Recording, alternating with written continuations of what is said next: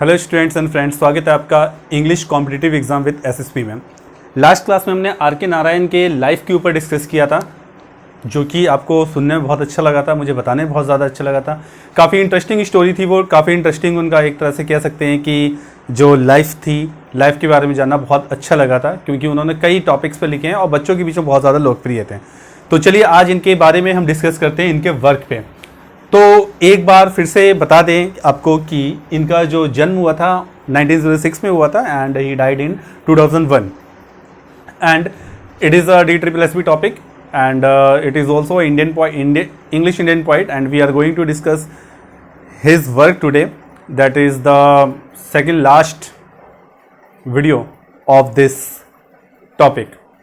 इस टॉपिक का ये सेकंड लास्ट वीडियो है, इसके बाद बस एक वीडियो बनेगा, इसके बाद हम किसी और टॉपिक पे वर्क करेंगे। तो चलिए समय वेस्ट ना करते हुए शुरू करते हैं आज की वीडियो। बैचलर ऑफ आर्ट्स ये 1937 में पब्लिश हुई थी।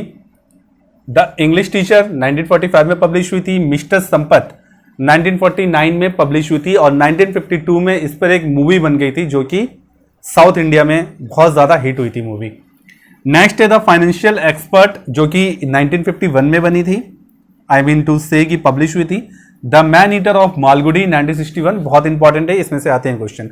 अ टाइगर फॉर मालगुडी 1983 में रिलीज हुई थी, ये पब्लिश हुई थी। And the under the banyan tree 1985, ये भी इंपॉर्टेंट है, अंडर द बनियान ट्री, ठीक है। तो इनके बहुत सारे आप देखेंगे कि बहुत सारे ऐसे नॉवेल्स हैं, ऐसे शॉर्ट स्टोरीज हैं जो बहुत ज़्यादा इंपॉर्टेंट है। तो हमने उस इंपॉर्टेंट में से कोई 10 स्टोरीज चूज़ की है, उसमें से भी यहाँ आज हम सिर्फ 7 डिस्कस करने वाले हैं। बाकी की जो स्टोरीज हैं, बाकी की जो नॉवेल्स हैं, वो मैंने डिस्क्रिप्शन में डाल दिया है, वहाँ आपको डिटेल में दिख जाएगा। वहाँ कहीं भी आपको कुछ भी प्रॉब्लम आती है तो आप मुझे कमेंट में लिख के भेज सकते हैं। तो चलिए समय वेस्ट ना करते हुए शुरू करते हैं आज की क्लास। बैचलर ऑफ आर्ट्स जी 1937 में पब्लिश हुई थी। It is a story about Chandran. ये एक ऐसे स्टूडेंट की कहानी है जो कि बैचलर हैं, मतलब BA के स्टूडेंट हैं और उनका नाम चंद्रन है और वो सन्यासी बन जाते हैं। उनके लाइफ में सिचुएशन ऐसी आती है कि उनको सन्यासी बनना पड़ जाता है। यानी कि देखा जाए तो बहुत ज़्यादा एक तरह से इसके अंदर डिस्क्रिमिनेशन बहुत है, बहुत ही डाइवर्सिटी है इनकी स्टोरी में। कि स्टार्टिंग में जो उनके टीचर उन्हें पसंद नहीं करते हैं, स्टार्टिंग में ये अपने, उसके बाद ये लीडर बन जाते हैं अपने कॉलेज के। तो मैं आपको काफ़ी शॉर्ट बताना चाहूँगा कि लास्ट में ये होता है कि एक लड़की को ये पसंद करते हैं, उस लड़की की जब कुंडली मिलाई जाती है तो कुंडली इनसे मैच नहीं होती है, इसलिए इनकी शादी नहीं हो पाती है। बाद में इनको पता चलता है कि उस लड़की की शादी कहीं और हो गई। अब उसको भूलने के लिए वो चले जाते हैं चेन्नई, ठीक है, वो चेन्नई चले जाते हैं। जब चेन्नई जाते हैं तो चेन्नई में भी वो उसको भूल नहीं पाते हैं, तो इसलिए वो एक सन्यासी वाला लाइफ जीना शुरू कर देते हैं। कौन? चंद्रन। तो चंद्रन जो है वो सन्यासी वाला लाइफ जीना शुरू कर देते हैं। लेकिन इस टाइम क्या होता है कि उनको कोई समझाता है कि तुम्हें ये वाली लाइफ नहीं जीनी चाहिए, कुछ अच्छा करना चाहिए। इसलिए चंद्रन जो है अपने गांव में वापस लौट जाते हैं। गांव में लौट के उनके दोस्त कहते हैं भाई कि हमें कुछ बिजनेस शुरू करना चाहिए।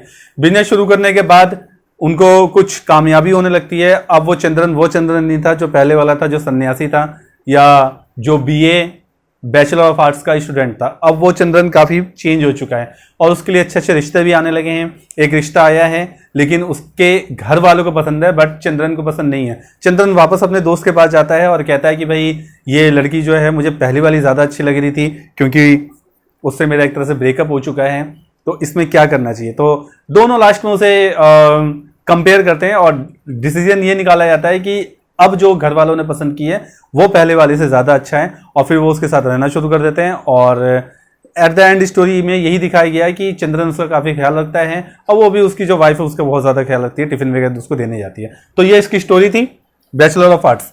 नेक्स्ट आते हैं द इंग्लिश टीचर। ये देखिए 1945 में पब्लिश हुई थी। कब हुई थी? 1945 में। इंग्लिश टीचर एक ऐसे टीचर की स्टोरी है जो कि प्रोफेसर हैं, एक कॉलेज में वो प्रोफेसर हैं और एज अ प्रोफेसर वो वर्क करते हैं और इंग्लिश प्रोफेसर हैं वो। एक दिन क्या होता है कि as we know that he is married. पहले मैं आपको थोड़ी सी इसकी लाइन बता देता हूँ। It is an autobiographical poem. देखिए ऑटोबायोग्राफिकल पोएम है, इस बात का ध्यान रखना है। Where Krishna is a college professor, Krishna जो है कॉलेज प्रोफेसर होते हैं, मैरिड, हैविंग वन डॉटर, ये मैरिड भी होते हैं, इनकी एक बेटी भी होती है। His wife die due to biting on insect, then he change his job after talking to her spirit. ठीक है, होता क्या है इसमें कि एक इंग्लिश प्रोफेसर होते हैं, एक बार वो काफी उनकी जो लाइफ है बहुत ज्यादा स्लो चल रही होती है, बहुत ज्यादा उनकी लाइफ जो है एक तरह से दिनचर्या सेम वही होता है, रूटीन सेम वही होता है, कुछ चेंजेस नहीं होते, तो वो अपने लाइफ में बोर हो जाते हैं। अपनी लाइफ को उन्होंने एक काव के लिए बोल रखा है कि भाई मेरी लाइफ जो है काव की तरह, गाय की तरह है, कुछ करना ही नहीं है, एक जगह बैठे रहना है, कुछ एक्साइटमेंट नहीं है, कुछ भी नहीं है। ऐसे टाइम पे एंट्री होती है इनके वाइफ की, क्योंकि इनकी वाइफ को पता चलता है कि उनके हस्बैंड ज्यादा परेशान है, इसलिए वाइफ अपने बेटी के साथ इनके साथ रहने के लिए आ जाती है। ये देख के वो बहुत खुश होते हैं। एक दिन सडनली इनकी वाइफ को एक इंसेक्ट काट लेता है, एक इंसेक्ट काटने से वाइफ की डेथ हो जाती है।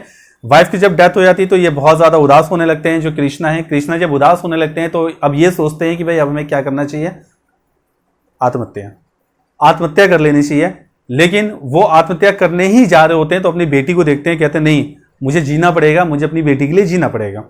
तो इसी बीच उन्हें अपने सपने में अपनी मिसेज की आत्मा दिखती है, आप कह सकते हैं स्पिरिट, कि सपने में उनको स्पिरिट दिखती है। अब पता नहीं उन्होंने इमेजिनेशन किया है या एक्चुअल में उसे दिखी है, तो ये उनको दिखती है और उनसे बोलती है कि आपको एक कॉलेज की जॉब छोड़नी होगी, आपको एक प्रिंसिपल के पास जाना होगा, उनके स्कूल में लगना होगा। अपनी मिसेज के कहने पे वो प्रिंसिपल के पास जाते हैं। प्रिंसिपल एक बहुत अच्छे इंसान होते हैं, उन्होंने उस स्कूल को चलाने के लिए अपनी फैमिली तक को छोड़ दिया था ताकि स्कूल में कोई प्रॉब्लम ना आए।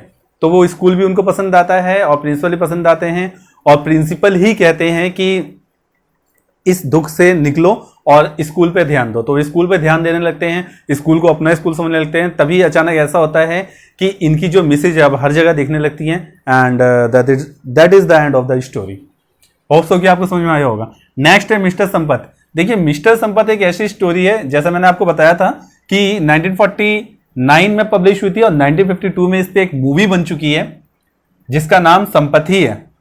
तो ये स्टोरी है, it is a printer but now Sampath is a printer but now he wants to make a movie where he falls in love with actress।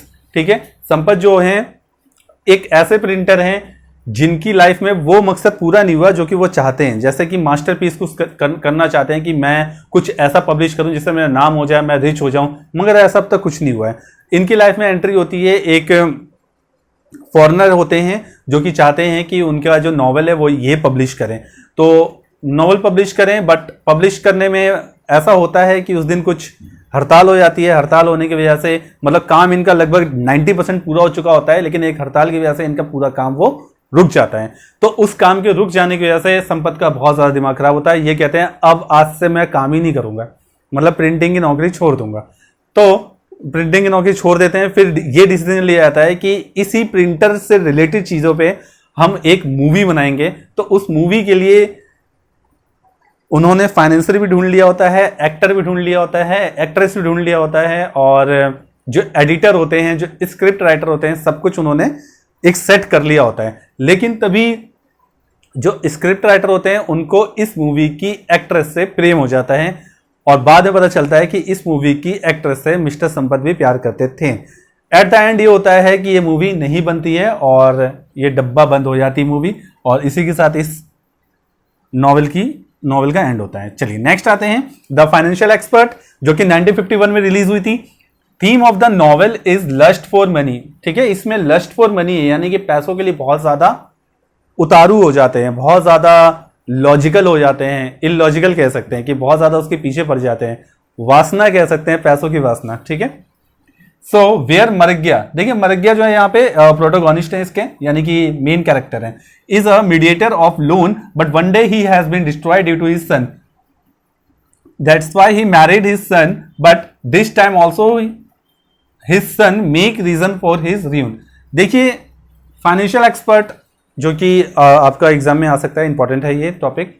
तो फाइनेंशियल एक्सपर्ट जो है वो एक ऐसे पर्सन की स्टोरी है जिनका नाम मरग्या है, और वो एक मीडिएटर के तौर पे काम करते हैं। मींस कि सपोज कि आपको लोन चाहिए, आपको 10,000 का लोन चाहिए, तो आप बैंक ना जाके आप मरग्या के पास जा रहे हैं। मरग्या आपसे कहता है कि मैं आपको 8% की उस पर लोन दे दूंगा। अब वो वही सारे कागजात लेके बैंक में जाता है, तो बैंक में जाने पे क्या होता है कि वहां पर 6% उसे लोन मिलता है, तो 2% जो होता है उसका कमीशन होता है, इससे बहुत ज्यादा वो अमीर होने लगता है। लेकिन होता क्या है कि इनके सन की वजह से इनका जो काम है डिस्ट्रॉय हो जाता है, खराब हो जाता है, और जितने भी इनके जो शेयर होल्डर्स थे जिन्होंने इन पे पैसे लगाए थे वो सब इनके पीछे पड़ जाते हैं। एट द एंड ये होता है कि इनको वो काम छोड़ना पड़ता है और फिर ये नए तरीके से काम शुरू करते हैं। लेकिन इससे पहले सोचते हैं कि भाई कि जो मेरे बेटे ने की वजह से जो मेरा बिजनेस खराब हुआ है तो मैं क्या करूं कि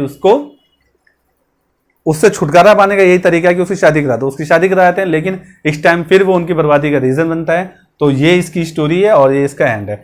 चलिए नेक्स्ट आते हैं मैन ईटर ऑफ मालगुडी।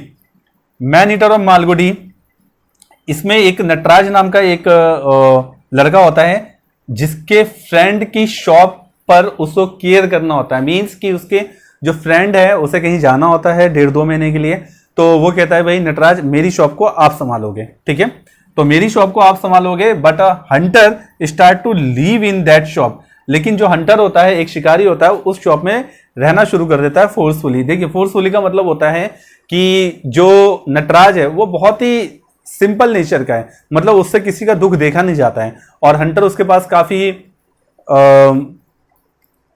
इस तरह से सामने पेश आया था कि जैसे वो बहुत ज्यादा मजबूरी में, हालांकि था नहीं मजबूरी में, तो इसी वजह से उसे शॉप दे दी जाती है। लेकिन जब शॉप दिया जाता है तो दिन ब दिन ऐसी घटनाएं होती रहती हैं कि भाई कभी कोई जानवर मर रहा है, कभी कोई जानवर मर रहा है, तो छानबीन में पता चल जाता है कि ये इसी हंटर का काम है।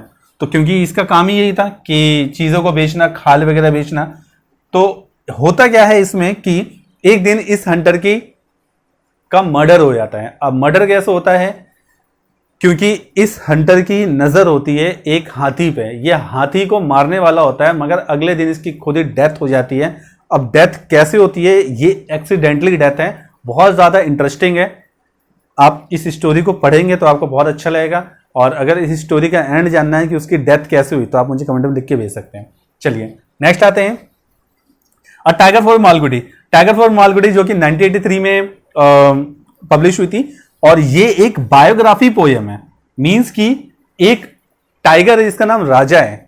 क्या नाम है? राजा। तो वो अभी जू में है, but once he was the king of a jungle. अभी वो जू में है, लेकिन एक समय वो जंगल का राजा हुआ करता था। वो बहुत ज्यादा ताकतवर था, इतना ज्यादा ताकतवर था कि सारे जंगल के जानवर उससे डरते थे। और एक दिन उसका सामना एक टाइग्रेस से होता है, यानी कि शेरनी से होता है। दोनों के बीच में बहुत ज्यादा लड़ाई होती है, लेकिन कोई हार मानने को तैयार नहीं। लड़ाई होती रहती है। कोई तीसरा जानवर आता है इनके बीच में, कहता है भाई जब तुम दोनों ही ताकतवर हो तो आपस में लड़ क्यों रहे हो, दोनों मिलकर एक तरह से क्या करना है, आपको रूल करना है। तो ये दोनों मिलकर रूल करने लगते हैं। आगे जाके इनकी आपस में शादी हो जाती है, फिर बच्चे होते हैं। इतने में क्या होता है कि ये पता चलता है कि एक दिन जंगल में कुछ हंटर्स आए हैं, तो वो टाइग्रेस को, यानी कि जो शेरनी है, उसको मार देते हैं और इसको पकड़ लेते हैं। उसके 20 बच्चों को मार दिया जाता है, इसको पकड़ लेते हैं। इसको पकड़ के कहाँ ले जाते हैं? इसको पकड़ के सर्कस में ले जाते हैं। सर्कस में जब ले जाते हैं तो सर्कस में बहुत सारी चीजें सिखाई जाती हैं कि आपको बकरी के साथ बैठ के खाना खाना है। शेर काफी, जो चीता मतलब जो इसमें टाइगर है, वो काफी इतना ज्यादा ट्रेंड उसे किया जाता है कि वो ऐसा करता है, लेकिन वो अपनी पिछली लाइफ भूल नहीं पाता है। इसलिए वो क्या करता है कि उनके कहने पे चलता है। लेकिन वो देखता है कि उसे बहुत ज्यादा मारा जा रहा है, बहुत ज्यादा परेशान किया जा रहा है, इसलिए वो इस बात से निकलना चाहता है कि भाई ये तो गलत चीज है। और इसी के साथ सर्कस में एक बार जो शो दिखाया जा रहा था कि बकरी और टाइगर एक साथ खाना खा रहे हैं, तो वो उसी शो के बीच में उसको खा जाता है, बकरी को। ये देख के जो सर्कस का ऑनर होता है उसे बहुत गुस्सा आता है, वो उसको मारने के लिए आगे बढ़ता है, तो वो उसे भी खा जाता है। और लास्ट में होता यह है कि अब राजा जो है परेशान हो चुका है कि अब मुझे क्या करना चाहिए लाइफ में, इसीलिए मैं अब किसी को नहीं खाऊंगा। तो थक हार के ये एक स्कूल में चला जाता है। राजा जब स्कूल में जाता है तो प्रिंसिपल के ऑफिस में जाता है, वहां पे ये आराम करने लगता है। वहां पे आराम जब करने लगता है तो स्कूल के जो ऑनर होते हैं, जो गांव वाले होते हैं, वो ये सोचते हैं कि यार ये तो स्कूल में तो टाइगर घुस गया। सब डरने लगते हैं। तो हर किसी को बुलाया जाता है, पुलिस वगैरह सबको बुलाया जाता है, लेकिन किसी की हिम्मत नहीं होती कि एक टाइगर के पास जाए। इतने में एक मॉन्क को बुलाया जाता है, जिनको मास्टर कहा जाता है। तो जो मॉन्क होते हैं वो ये बताते हैं कि मैं इससे बात करता हूं।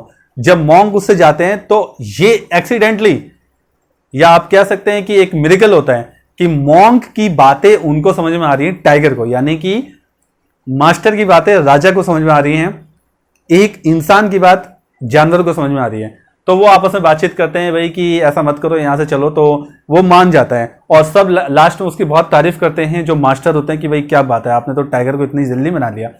वो टाइगर को अपने साथ माउंटेन्स पे ले जाते हैं और वहीं रहना शुरू कर देते हैं। लेकिन बहुत समय बीतने के बाद अब जो राजा है वो बूढ़ा हो चुका है और मॉन्क जो है उसे कहते हैं भाई कि अब आपके अंदर शक्ति नहीं बची है, आपकी जो बाकी जीवन है आपको दूसरों के लिए जीना चाहिए, बच्चों को एंटरटेन करना चाहिए, इसलिए आपको जू जाना चाहिए। तो इसीलिए टाइगर को जू में भेज दिया जाता है और जू में जाने के बाद टाइगर अपने बारे में सोच रहा होता है कि मैं कहां था और कहां आ गया, और ये वही पल होता है जो कि टाइगर यहां सोच रहे हैं। Who is in the zoo but once he was a king. ये कहानी जू से शुरू होती है और जू पे ही खत्म होती है। होप सो कि ये कहानी आपको समझ में आई होगी। चलिए लास्ट आते हैं, under the banyan tree. Under the banyan tree 1985 में रिलीज हुई थी, जहां पे एक कैरेक्टर है जिसका नाम नंबी है। ये नंबी है, ध्यान रखिएगा, ये अंबी नहीं है अपरिचित वाला, ये नंबी है, ठीक है। Who take oath to not to recite any story. वो शपथ लेता है, वो कसम खाता है कि आज के बाद मैं कोई भी कहानी नहीं सुनाऊंगा। तो यार ऐसा क्या हुआ होगा इसकी लाइफ में जो इसने इतनी बड़ी कसम खा ली। स्टार्टिंग से शुरू करते हैं। ये एक ऐसे विलेज की स्टोरी है, जैसे कि हम जानते हैं कि आर के नारायण के जितने भी स्टोरी प्लॉट होते थे सबका नाम मालगुडी होता था। तो मालगुडी के एक गांव की कहानी है, उसमें यह बताया गया है कि वो मालगुडी के गांव के पास एक गांव है, उसकी कहानी है। उसमें यह बताया गया है कि एक वो जो गांव है इतना ज्यादा पॉल्यूटेड विलेज है कि पानी वहां पे ठीक नहीं है, वहां पे डायरिया हो सकता है, वहां पे फीवर हो सकता है, बहुत तरह की बीमारियां हो सकती हैं। गंदगी वहां पे बहुत ज्यादा है क्योंकि एक ही कुएं से जानवर भी पानी पीते हैं, इंसान भी पानी पीते हैं, उससे कपड़े भी धोते हैं, बहुत सारी चीजें एक ही से करते हैं। लेकिन गांव वालों का ध्यान उस पर नहीं जाता है क्योंकि उनको ध्यान उनका केंद्रित करने के लिए एक पर्सन होता है जिसका नाम नंबी होता है। वो अपनी कहानियों में इतना ज्यादा लोगों को घुमा देता था कि लोगों का ध्यान बाकी चीजों पे जाता ही नहीं था। उसकी स्टोरी सुनाने की ऐसी टेक्निक थी, कहा जाता है कि सरस्वती उसके जुबान पे थी। तो सरस्वती उसकी जुबान पे थी तो ये चीज उसे बहुत ज्यादा अच्छी लगती थी, इसलिए जब भी वो स्टोरी सुनाया करता था तो एक बरगद का पेड़, बनियन ट्री मींस बरगद का पेड़, तो बरगद के पेड़ के नीचे एक लालटेन होती थी, उसको वो जला दिया करता था। उसको जलाने के जैसे ही वो जलता था तो गांव वाले समझ जाते थे कि अब क्या हो रहा है, कि हमें स्टोरी सुननी है। तो पूरी भीड़ लग जाती थी वहां पे, फिर वो स्टोरी सुनाना शुरू कर देता था। अब स्टोरी सुनाना उसकी यही रोज की दिनचर्या होती थी, हफ्ते में एक बार वो ऐसा जरूर करता था। इसके बारे में बताया गया नंबी के बारे में कि नंबी के बारे में कोई नहीं जानता है। इसकी एज जो है 60-70 के आसपास है और ये इसके पास कुछ कपड़े हैं, धोती है, कुर्ता है और एक झाड़ू है जो कि मंदिर में रहता है, वहीं पे झाड़ू लगाता है और वहीं पे वो सोता खाता पीता सब कुछ वही करता है। अब होता क्या है कि एक बार ऐसे ही वो लम्ब जलाता है, गांव वाले समझ जाते हैं हम कहानी सुनने वाले हैं, सब यहाँ पे आ जाते हैं। वो स्टार्ट करता है कहानी कि एक राजा होता है, बहुत समय पहले की बात है, और एक साम्राज्य होता है। इतना ही उसने बोला होता है कि आगे भूल जाता है। अब आगे भूल जाता है तो उसे समझ में नहीं आता बोले क्या, तो जो सामने बैठे हैं वो परेशान होकर चले जाते हैं। अगले दिन फिर वो यही करता है, फिर वो बोलने जा रहा होता है, एक राजा होता है, एक साम्राज्य होता है, उसके बाद फिर भूल जाता है। तीसरे दिन में वो यही करता है। अब लोगों ने देखा कि बार बार 3 दिन से यही चीज हो रही है, तो उन्होंने अब जाना बंद कर दिया। अब वो ऑन भी करता था तो कोई आता नहीं था, बहुत कम लोग आते थे, उसकी कोई स्टोरी में इंटरेस्ट नहीं ले रहा था। एट द एंड अब वो सोचने लगता है कि मैं ऐसा क्यों कर रहा हूं, ये चीजें तो बहुत दिक्कत है, मैं लोगों को परेशान कर रहा हूं। मैं एक अच्छा स्टोरी टेलर था, लगता है सरस्वती माता मेरे जहन से चली गई, अब मैं कोई ऐसी स्टोरी नहीं सुना सकता हूं। तो इसलिए वो डिसीजन लेता है कि दोबारा सबको बुलाए। लेकिन वो जब भी लंप ऑन करता है कोई आता ही नहीं, क्योंकि सब उसकी बात पे अब यकीन नहीं कर रहे थे। इसलिए वो गांव के घर घर जाके, उस गांव की आबादी भी कम थी, सिर्फ 300 लोग थे, घर घर जाके वो सबको बोलता है आज मैं कहानी सुनाने वाला हूं। सारे के सारे लोग आ जाते हैं। फिर वो कहानी ये सुनाता है कि मैं बूढ़ा हो चुका हूं, मेरे जो मेरी टेक्निक थी स्टोरी सुनाने की वो टेक्निक नहीं रही, और ये टेक्निक अब मेरी तरफ से खत्म होती जा रही है, इसलिए आज के बाद मैं स्टोरी कोई नहीं सुनाऊंगा। इतना बोल के वो अंदर चला जाता है। लोग समझते हैं ये भी एक स्टोरी का पार्ट है, लेकिन वो उसके जिंदगी के एक तरह से आखिरी बोलते हैं। उस दिन के बाद से उसने लोगों से बोलना छोड़ दिया और वो लोगों से बहुत कम बात करता था। तो इसकी स्टोरी यही है। होप सो कि आपको समझ में आ गया होगा। एक बार रिवाइज कर लेते हैं, very quick review as a very quick review.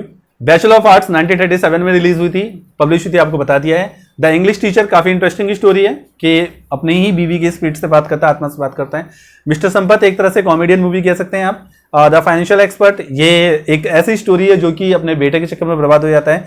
The man eater of Malgudi, man eater of Malgudi में एक बाय चांस एक हंटर को रूम दे दिया जाता है नटराज के द्वारा, जो कि बाद में बहुत ज्यादा पछताता है जो नटराज है कि इसको कैसे निकालें। एक्सीडेंटली इनकी डेथ हो जाती है। ये डेथ कैसे होती है आपको गेस करना है, अगर आप गेस कर लें कमेंट में लिख के भेजिएगा। नेक्स्ट है टाइगर फॉर मालगुडी।